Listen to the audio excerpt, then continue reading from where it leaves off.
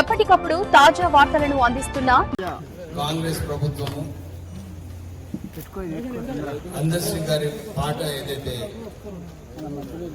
State song రాష్ట్ర ప్రభుత్వం పాట అని చెప్పి ఈ మన తెలంగాణ తల్లి విగ్రహాన్ని ఆవిష్కరించడం దీన్ని సింబల్ వేరే యాక్చువల్లీ ఈ పాట సరిగా ఉంటే ఈ పాటలో 10 సంవత్సరాలు ఏదైతే కుటుంబ పాలన పోటీలో ఉండేనో తెలంగాణ ఇది విముక్తి అయింది.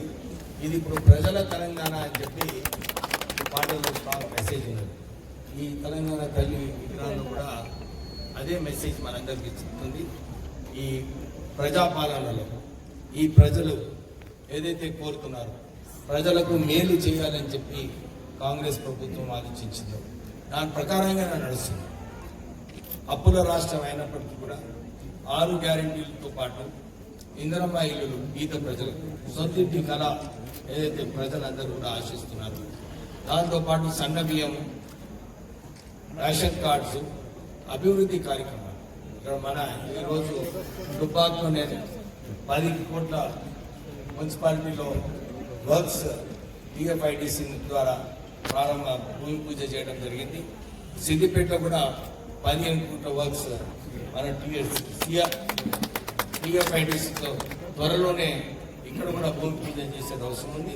ఇప్పుడు సిఆర్ఆర్ నందగూరు మండలంలో నందగూరు నాచార్పల్లి గ్రామంలో 10 కోట్ల రూపాయల సిఆర్ఆర్ వర్క్స్తో ప్రారంభం చేయడం జరిగింది.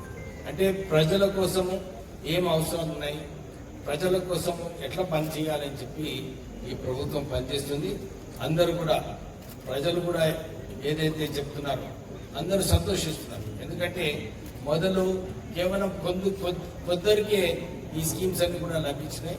ఇప్పుడైతే అన్ని వర్గాలకు అందరి ప్రజలకు ఏదైతే లబ్ధి పొందాలో అవి కూడా సరిగా మా డిస్ట్రిక్ట్ కలెక్టర్ అధికారులు అందరూ కూడా చేస్తున్నారు.